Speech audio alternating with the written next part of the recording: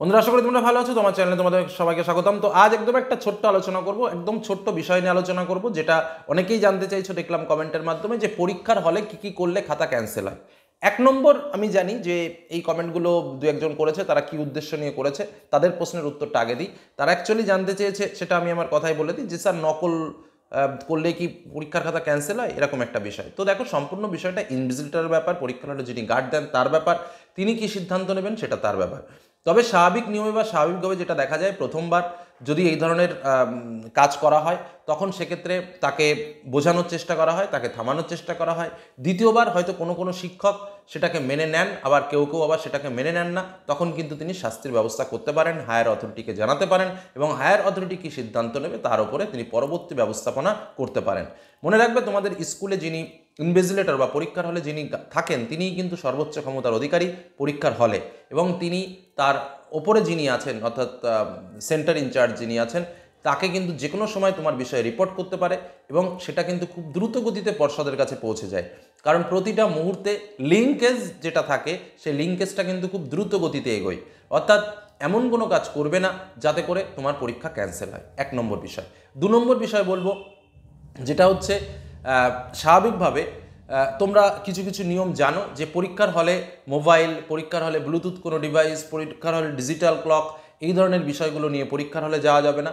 যদি পরীক্ষা চলাকালীন সময় এই ধরনের বিষয় কোনো রকমভাবে অবগতি হয় শিক্ষকদের, তাহলে কিন্তু তোমার খাতা কিন্তু 3 বছরের জন্য, বর্তমানে যা নিয়ম এসছে তাতে করে 3 বছরের জন্য কিন্তু তোমার পরীক্ষা বাতিল হতে পারে। 3 নম্বর আরেকটা বিষয় বলবো, যেটা খুবই ইম্পর্টেন্ট একটা বিষয়, শুধুমাত্র যে পরীক্ষার হলে তোমার খাতা বাতিল হয় সেটা কিন্তু নয়। পরীক্ষার হল ছাড়াও পরীক্ষা দেওয়ার পরেও খাতা বাতিল হয়। সেটার জন্য দুটো কারণ রয়েছে, বা দুটো কারণ শুনেছি বা উপলব্ধি করেছি।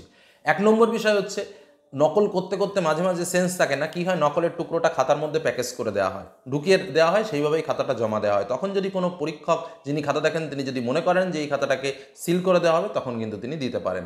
নেক্সট, আরেকটা বিষয়, যেটা হচ্ছে পরীক্ষার খাতায় অশ্রাব্য গালাগালি, যেটা এর 1 বছর আগেও কিন্তু খাতা বাতিল হয়েছে এই বিষয়ে।